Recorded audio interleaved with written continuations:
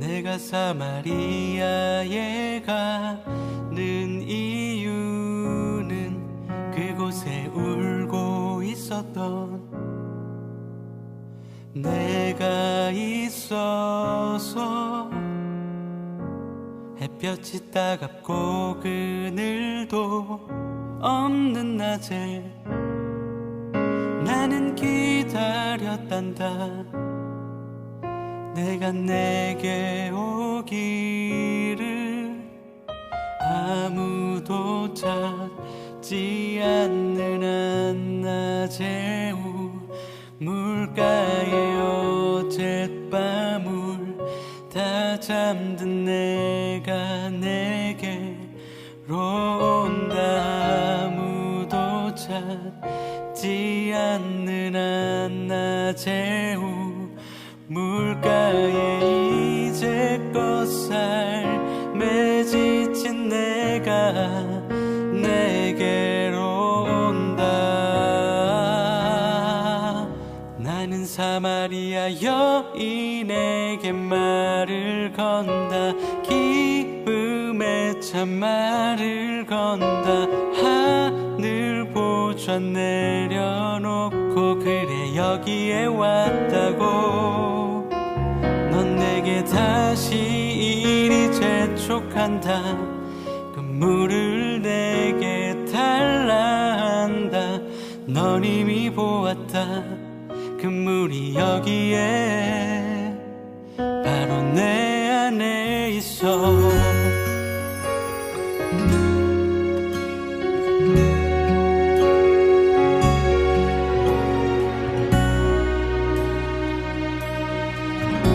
같이 고백하겠습니다.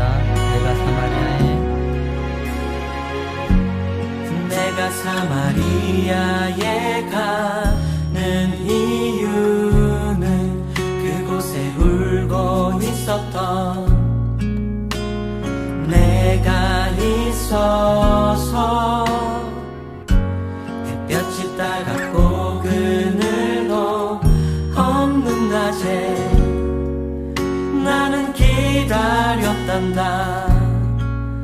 내가 내게 오기를 아무도 찾지 않는 한낮의 우물가에 어젯밤을 다 잠든 내가 내게로 온다.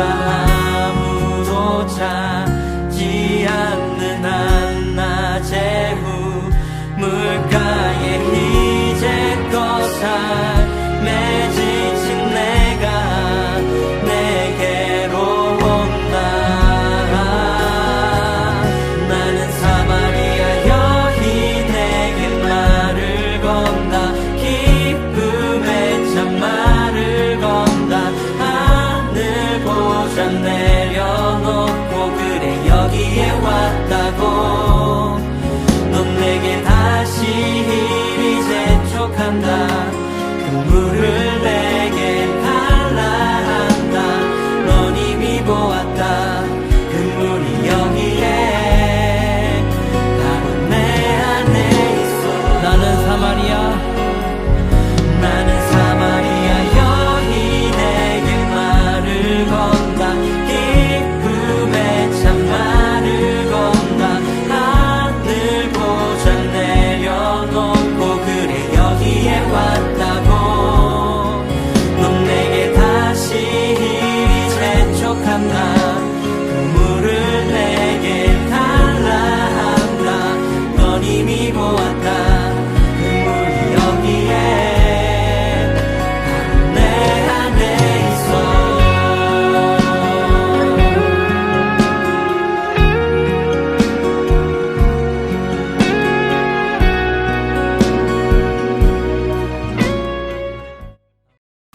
하나님 아버지, 코로나로 인해 많은 것들이 바뀌어 우리의 예배가 매주 게으르고 매주 준비되지 않고 부끄러운 모습으로 주님 앞에 섰습니다. 그럼에도 불구하고 언제나 온전하고 성실하신 사랑으로 우리 예배를 받아주시니 하나님 감사드립니다. 지금 이 순간 주님께 온전히 집중하게 하시고 우리의 상태가 어떠하든 우리의 수준이 어떠하든 우리 예배를 받아주시고 우리를 만나 주시옵소서. 한 주간이 어떻게 흘러갔는지 사회적으로나 개인적으로나 수많은 일들이 있었습니다. 우리의 삶이 어렵고 힘들어서 왜 나만 이럴까 살아가게 되는 요즘에 하나님을 원망하지는 않나 비약하지 않게 해 주시옵소서. 하나님이 이름이 세상 속에서 모독당하고 비난받지 않도록 저희 모두가 그리스도의 이름다운 책임감 있게 살게 하여 주시옵소서. 그러기 위해 더 많이 하나님 알기 원합니다. 하나님이 어떤 분이신지, 얼마나 좋은 분이신지 더 분명히 알 수 있도록 저희 영혼을 열어서 하나님 보기를 원합니다. 예배만이 하나님을 가득히 경험할 수 있도록 도와주시옵소서. 하나님 말씀을 증거하시는 강동용 목사님께 날마다 성령과 지혜로 충만하게 하시고 영육간의 강건함을 주시어 건강한 에너지가 넘치게 하여 주시옵소서. 특별히 고3 수험생들 위해서 간절히 기도합니다. 전염병으로 어려운 시기라 건강에 문제가 생기지는 않을까, 그동안 준비해온 실력을 발휘하지 못할까 두렵지 않게, 염려되지 않게 하나님만을 의지하는 좋은 기회가 되게 하나님께서 보호하시고 지켜주시옵소서. 하나님의 평강 가운데 최선을 다할 수 있도록 도와주시옵소서. 사랑이 많으신 하나님, 보고 싶은 고등부 학생들과 선생님들 또 목사님 속히 대면 예배로 만날 수 있도록 허락하여 주시옵소서. 모든 것 감사드리며 예수님 이름으로 기도드립니다. 아멘. 오늘 우리에게 주신 하나님의 말씀은 요한복음 4장 3절부터 8절까지의 말씀입니다. 유대를 떠나서 다시 갈릴리로 가실새 사마리아를 통과하여야 하겠는지라. 사마리아에 있는 수가라는 동네에 이르시니 야곱이 그 아들 요셉에게 준 땅이 가깝고 거기 또 야곱의 우물이 있더라. 예수께서 길 가시다가 피곤하여 우물 곁에 그대로 앉으시니 때가 6시쯤 되었더라. 사마리아 여자 한 사람이 물을 기르러 왔음에 예수께서 물을 좀 달라. 이는 제자들이 먹을 것을 사러 그 동네에 들어갔습니다.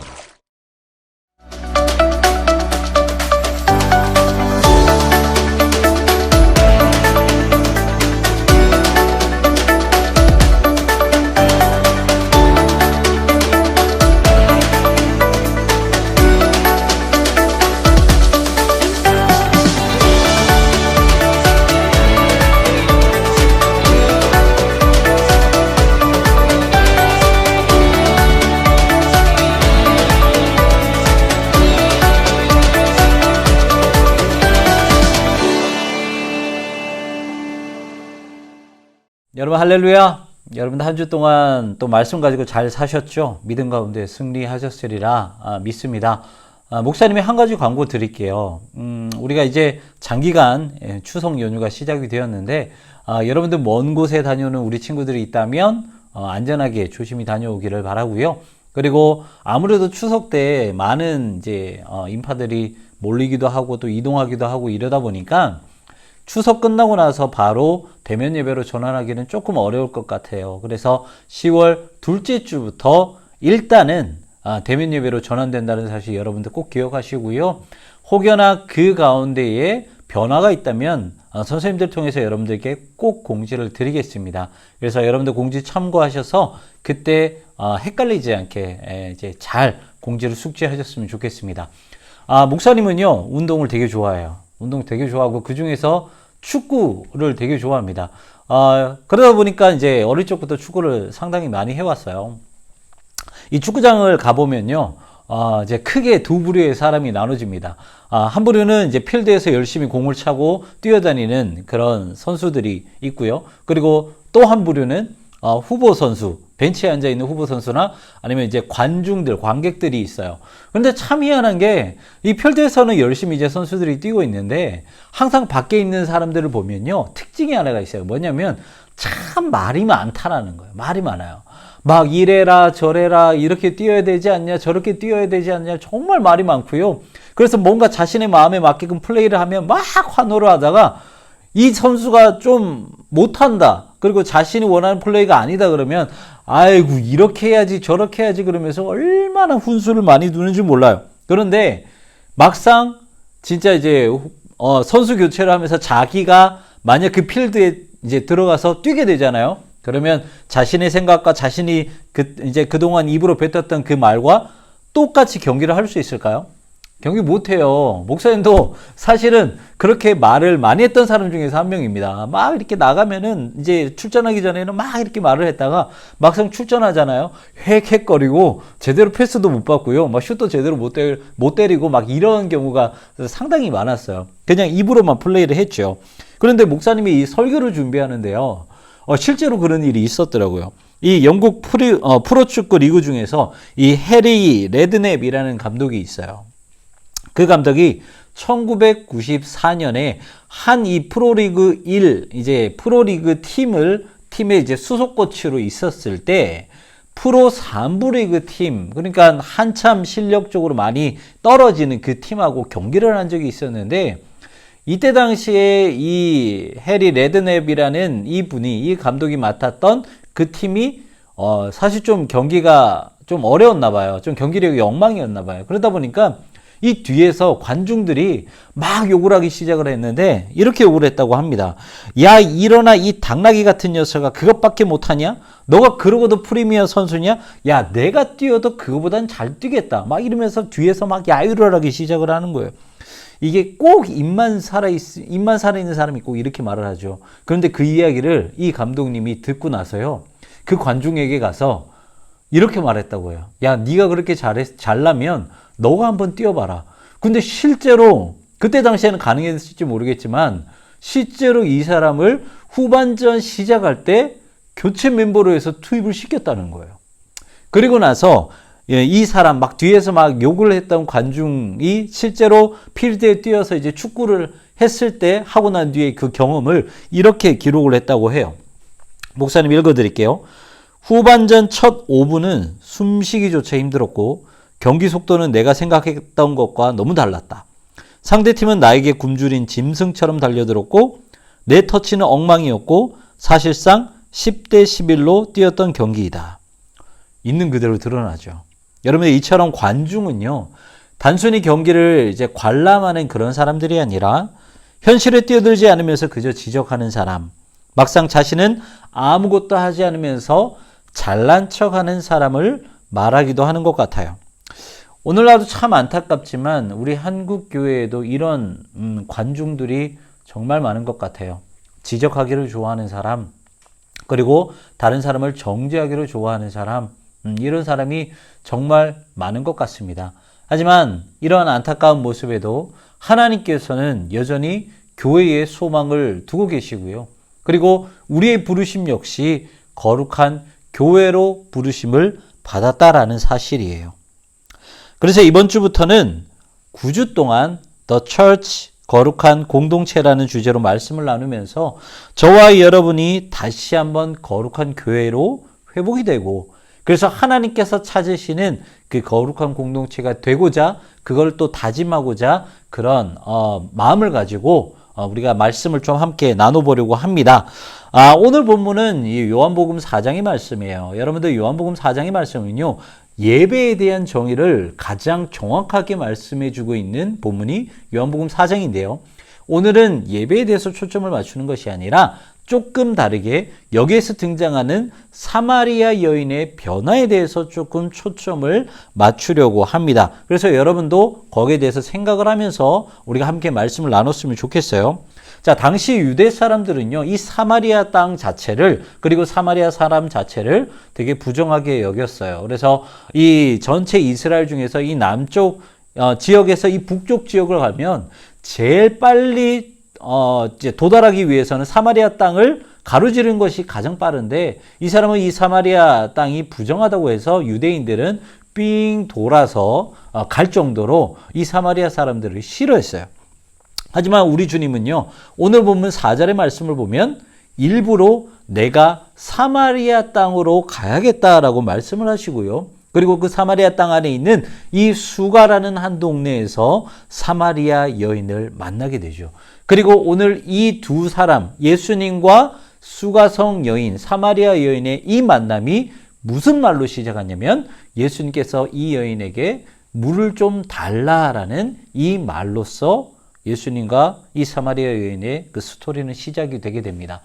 그런데 궁금하죠. 왜 하필이면 예수님은 다른 여러 말씀이 있을 텐데 왜 이 여인에게 하필이면 물을 달라라고 말씀을 하셨을까? 오늘 본문에는 보면요. 여러분들 두 종류의 물이 나옵니다. 첫 번째는 야곱의 우물이 나오고요. 그리고 두 번째는 예수님을 믿었을 때 우리의 영혼 안에서 드러나는 영원한 샘물, 영생수 이 두 가지가 등장을 하게 돼요.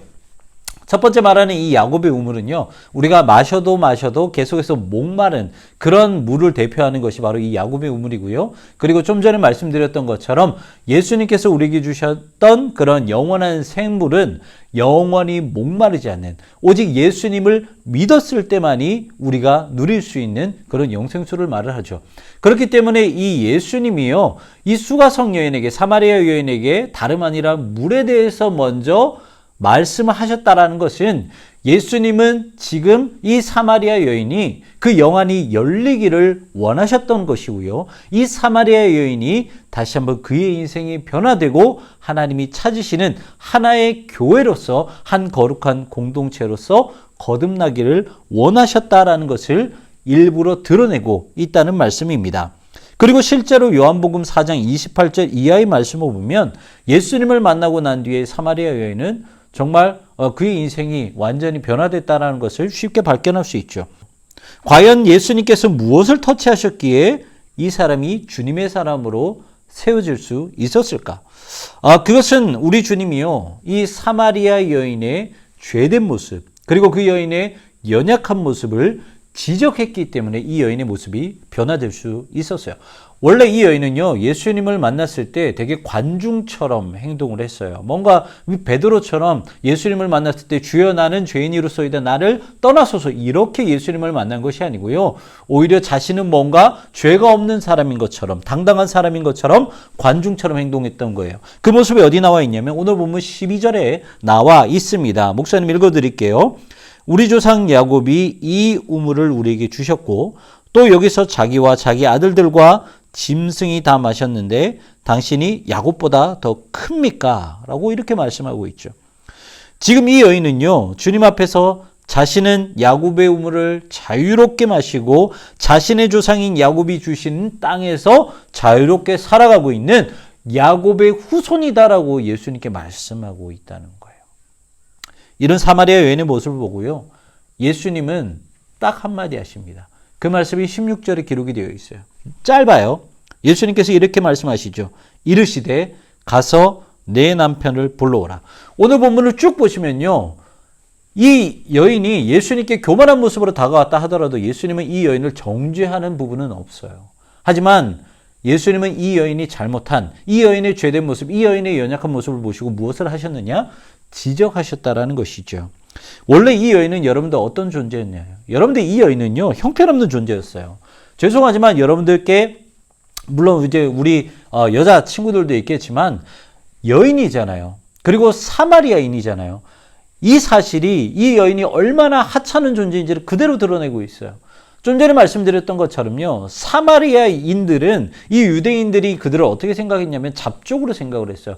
니들은 정체성을 잃어버린 잡족이야. 그리고 어느 정도까지 취급을 했냐면 개, 돼지보다 더 못한 취급을 했던 사람들이 이 사마리아인. 그런데 이 주인공은 남자예요, 여자예요? 죄송해요, 여자예요. 이때 당시에 여자는요, 아무것도 할 수 없는, 직장도 가질 수 없고요, 남편도 없고 아들도 없으면 그저 굶어 죽을 수밖에 없는 그저 가장 연약한 그 존재가 바로 여인이었다라는 거예요.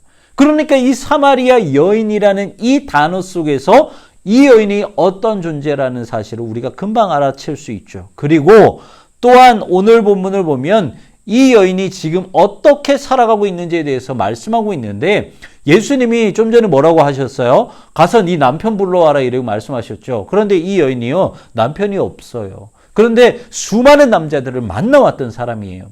정확하게 예수님은 지적하셨죠. 이 여인은요, 이전까지 5명의 남자와 동거를 했었어요. 먹고 살아야 되니까 남자를 계속해서 바꿔가면서 5명이나 만났던 거예요. 그리고 그 남자들을 다 보내고 나서 지금 또 다른 6번째 남자와 만나고 있는데 이 남자도 남편이냐? 아니라는 거죠. 그냥 동거하고 있다는 거예요. 그냥 내가 먹고 살아야 되니까. 그런데요, 하나님의 율법과 이때 당시에 유대 그런 사회법과 도덕법에 의하면 이 모습이 정죄당해야 마땅한 그런 모습, 부정한 모습이었다는 거예요. 여러분들, 그러다 보니까 이 여인은요, 수치스러운 인생을 살아갈 수밖에 없었어요. 그 사마리아 땅 안에서도. 그래서 오늘 본문 말씀을 쭉 한번 읽어보면 사마리아 여인은 우물을 길러 나오는데, 보통 우물을 길러 나오는 그런 아침, 이른 아침이 아니라 언제 길러 나와요? 여기는 6시라고 되어 있는데, 오늘날 우리나라의 그런 시간, 우리가 살아가는 시간으로 환산하면 정오를 말해요. 햇볕이 내리쬐는 그 정오. 더워서 아무도 나오지 않은 그 정오에 물을 기르러 나왔다는 거예요. 이 모습만 봐도 이 여인이 인생이 어떠한 인생인지 우리가 금방 파악할 수 있죠. 이것이 이 사마리아 여인의 실체였어요. 그런데 여러분, 이 말씀을 보면서 우리가 한번 생각을 해봅시다. 여러분들, 저와 여러분들의 인생이 이와 같지 않을까요? 우리의 모습이 실제로 이런 모습이 아닐까요? 여러분들, 교회 나와서요, 자신은 아무 사역도 하지 않지만 여러 봉사 현장에 있는 그런 많은 집사님들, 권사님들 보면서 지적하는 사람들이 얼마나 많은지 몰라요. 그냥 당신은 그냥 나와서 예배만 참석하고 이렇게 가면서 교회가 왜 이러냐, 왜 이것도 못하느냐 지적하는 사람이 얼마나 많은지 몰라요. 자신에게 이익이 되면은 목소리를 높이고요, 막상 자신에게 이익이 되지 않으면 그냥 무관심하는 그 성도들이 얼마나 많은지 몰라요. 한마디로 관중이 얼마나 이 한국 교회에 많은지 모릅니다. 그리고 어쩌면 우리 역시나 그 관중으로 살아가고 신앙생활하고 있는지는 모른다라는 거예요. 바라는 것은요, 여러분들, 오늘 이 말씀을 통해서 우리가 관중으로 지금까지 살아왔다면 주님께 그 연약한 모습을 지적당하시기를 간절히 바랍니다. 그래서 예수님의 그 귀한 터치하심으로 말미암아 우리가 다시 한번 참된 그리스도인으로서 거듭나기를 소망하고 참된 교회로 세워지기를 주님의 이름으로 축원합니다. 여러분들, 교회는요, 우리의 연약함이 지적당하고 그래서 새로운 곳으로, 새로운 모습으로 거듭나는 장소가 바로 교회예요. 박영선 목사님의 교회라는 책을 보면 신자와 교회에 대해서 이렇게 정의하고 있어요. 조금 길지만 목사님이 읽어드릴게요. 신자는 자신이 얼마나 희망 없는 존재이고 비참하고 냄새나는지 영적으로 깊이 깨달은 사람이다. 그래서 그리스도 외의 모든 것을 배설물로 여기고 그것에 대한 깊이와 아픔을 남들보다 더 많이 아는 사람이 신자이다. 그리고 이런 일들을 지적받고 깨우치게 되는 곳이 교회이다라고 말씀을 하고 있어요. 그렇기 때문에 우리는 우리의 인생이 지적받을 곳이 투성이고 많다 할지라도 결국은 감사할 수 있는 거예요. 왜요? 그렇게 지적받았을 때 우리는 죄 때문에 정죄당하는 것이 아니고요, 오히려 거룩한 교회로 세워질 수 있기 때문이에요. 목사님이 오늘 설교를 준비를 하면서 좀 전에 소개해드렸던 박영선 목사님의 이 교회라는 책을 읽으면서요, 몇 가지 깨달은 것이 있는데 그 중에서 2가지를 설명을 드리면, 첫 번째는 수가성 여인, 이 사마리아 여인은 목마른 인생을 살아가고 있었음에도 불구하고 예수님을 찾으러 간 것이 아니라 오히려 반대로 예수님께서 이 수가성 여인을 만나러 오셨다라는 거예요. 일부러 만나러 오셨고요, 모든 환경을 뚫고 만나러 오셨어요. 사마리아라는 지역적 특성을 뚫고 만나러 오셨고, 그리고 여인이라는 그런 특성, 그리고 지금까지 남편이 아니라 남자들과 동거하면서 살아왔던 그 모든 환경을 뚫고 예수님께서 친히 일부러 이 여인을 만나러 오셨다라는 것이죠. 그리고 2번째는요, 예수님과 이 사마리아 여인이 만났던 장소가 바로 이 수가라는 동네라는 거예요. 수가라는 동네의 이름의 뜻은 돈을 주고 사다라는 뜻이에요. 오늘 본문 12절의 말씀을 보면 야곱의 우물이라는 단어를 우리가 발견할 수 있는데, 이 야곱의 우물에 대해서 우리가 좀 알려면 창세기로 또 넘어갈 필요가 있어요. 창세기를 보면 야곱이요, 외삼촌 라반을 떠나서 이리저리 돌아다니다가 마지막 정착했던 곳이 어디냐면 바로 이 세겜이라는 땅이에요. 그리고 세겜에서 정착해서 살아가기 위해서 팠던 우물이 야곱의 우물이에요. 그런데 이 야곱이 이 세겜 땅을 어떻게 얻게 되었느냐? 창세기는 2곳에서 이렇게 설명을 하고 있습니다. 첫 번째는요, 창세기 33장에 야곱은 그 세겜 땅을 돈을 주고 샀다라고 기록을 하고 있고요. 그리고 두 번째는 창세기 44장을 보면 야곱이 이 세겜 땅을 아모리 족속으로부터 칼과 활로 싸워서 빼앗았다라고 설명을 하고 있어요. 그런데 이 박영선 목사님은요, 이 부분을 어떻게 해석을 하고 있냐면 야곱이 자신의 돈을 주고 산 그 땅을 지키기 위해서 칼과 활로 싸워서 아모리 족속을 몰아냈다라고 해석을 하고 있어요. 다시 말하면 이 하찮은 이 사마리아 여인이 마시고 있는 이 야곱의 우물, 그리고 살아가고 있는 그 땅은요, 야곱이 그 땅을 사서 그냥 후손들에게 아무런 값 없이 물려준 그 땅이고요. 그리고 그 땅을 사서 후손들에게 물려주기 위해서 야곱이 목숨을 걸고 칼과 활로 지켜낸 땅이라는 거예요. 여러분들, 목사님은 이 말씀을 보고 얼마나 큰 은혜를 누렸는지 몰라요. 우리 주님도 우리에게 그런 은혜를 베푸지 않으셨나요? 여러분들, 우리는 죄가 많죠. 너무나도 형편없는 삶을 살아가고 있어요. 그리고 그런 모습에도 불구하고 하나님께 우리는 관중의 모습으로 나아가고 있죠. 관중처럼 우리는 오히려 잘났습니다라는 모습으로 주님께 나아가고 있어요. 하지만 그럼에도 불구하고 우리 주님께서는요, 우리에게 자유를 주기 위해서, 우리에게 영생을 주시기 위해서 십자가 위에서 우리를 핏값으로 사셨어요. 그리고 그 은혜를 아무런 값 없이 누리게 하셨어요. 그리고 우리 주님은 지금 어디 계십니까? 하늘 보좌 우편에 계셔서 지금도 여전히 우리를 위해 중보하고 계시고 우리의 인생을 도우시고 살피셔서 우리가 주님께 받은 그 은혜를 끝까지 누리게 하기 위해서 우리를 돕고 계시는 분이 바로 우리 주님이시라는 거예요. 사랑하는 친구들, 지적받는 것을 두려워하지 마시고요, 오히려 지적받는 것을 감사하십시오. 지적을 받음으로 말미암아 우리가 다시 한번 하나님께서 찾으시는 거룩한 그 성도로, 하나님께서 소망을 두고 있는 교회로 세워지는 것이 감사함으로 은혜로 여기시기를 바랍니다. 목사님은요, 여러분들이 이 암울한 시대 가운데, 이 암울한 교회 환경 가운데 하나님이 찾으시는 교회로 세워주시기를 주님의 이름으로 소망합니다. 그런데요, 그것은 그냥 없는 것에서 새로워진 것으로 창조되어지거나 만들어지는 것이 아니고요, 우리가 이미 받은 은혜, 우리가 그 은혜, 주님께 받은 그 십자가의 은혜를 다시 한번 주님께 가지고 나아가 되찾는 것, 바로 그것이 유일한 방법이라는 거예요. 죄 때문에 가려졌다면, 우리의 교만과 우리의 형편없는 인생 때문에 그 주님의 크신 은혜가 가려졌다면, 여러분들, 우리가 관중으로 주님께 나아가는 것이 아니라 우리가 죄인으로 두 손 두 발 두고 주님께 나아가 주님 고쳐주시옵소서. 다시 한번 교회로 세워지기를 원합니다. 주님, 내 인생을 작은 것부터 큰 것까지 다 지적해 주시옵소서.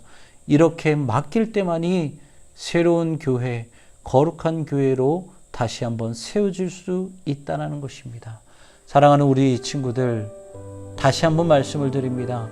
주님께 나아가시되 지적받는 것을 결코 두려워하지 마시길 바랍니다. 우리는 우리의 자존심 때문에, 어쩌면 우리의 그런 연약함 때문에, 죄됨 때문에 우리의 그런 잘못된 부분이, 죄된 부분이 드러나는 것을 수치로 생각을 하고 자존심 상한다고 생각을 하지만, 여러분들, 그렇게 해서는 은혜가 시작이 되지 않아요. 하나님께서 주님께서 사마리아 여인을 지적하셨을 때 그대로 인정하면서 나는 남편이 없습니다 라고 고백하며 나아갔을 때 그 여인의 인생이 변화됐던 것처럼, 우리 역시나 주님께 지적받을 것을 감당하며 우리의 모든 것을 내어드릴 때 주님께서는 우리의 인생을 변화시키신다라는 거예요. 우리는 그 은혜를 누릴 수 있다는 거예요. 오늘도, 그리고 이번 한 주도 여러분들 오늘 말씀 반드시 붙잡고 나아가기를 원합니다. 이제 이 교회라는 이 주제를 가지고 첫 번째 주일이 끝났습니다. 이 한 번의 말씀으로 그치는 것이 아니라 9번의 말씀을 다 마무리할 때까지 저와 여러분의 그 삶이 조금씩 변화되어지기를 목사님은 소망합니다. 그래서 이 모든 것이 다 끝났을 때 하나님 보시기에 다시 한번 우리가 거룩한 교회로 거듭난 그 인생 보여드리며 하나님께 영광 올려드리는 저와 여러분들 되시기를 주님의 이름으로 축원합니다. 우리 함께 기도하면서 나아가도록 하겠습니다. 우리 간절한 심령으로 주님께 기도하며 나아갑시다. 하나님, 우리 인생은 너무나도 형편없습니다. 하지만 하나님께서는 그럼에도 불구하고 우리에게 모든 환경을 뚫고 찾아오셨습니다. 우리가 그 은혜를 기억하게 하시고, 그래서 주님, 우리의 모든 연약한 부분, 우리의 모든 죄된 부분을 주님께 낱낱이 구하여 주님께 지적받는 인생이 되게 하여 주시옵소서. 지적받는 것을 두려워하지 않게 하여 주시옵시고 그러므로 말미암아 주님의 그 귀한 터치, 그 놀라운 그 은혜의 터치를 받아 우리의 인생이 다시 한번 교회로 세워지는 그 은혜를 받아 누릴 수 있도록 주님 은혜를 베풀어 주시옵소서. 오늘 말씀을 기억하며 그리고 우리의 모든 잘못된 부분과 우리 모든 연약한 모습을 주님 아버지 앞에 올려드리며 간절한 심령으로 기도하며 나아가도록 하겠습니다. 기도합니다.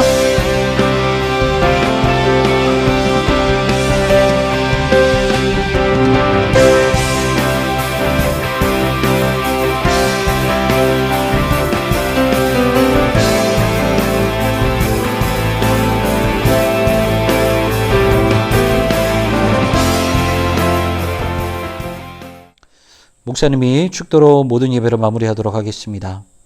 지금은 우리 주 예수 그리스도의 은혜와 하나님의 변함없으신 사랑과 성령님의 내주교통 위로하심과 역사 충만하심이 거룩한 공동체 교회로 살아가려는 그 거룩한 부르심을 감당하기 위해 우리의 죄된 모습을 주님께 맡겨드리며 주님의 은혜로 새롭게 변화되기를 소망하는 사랑하는 모든 고등부 친구들과 선생님들 위해 이제로부터 영원까지 함께 하시기를 축원하옵나이다.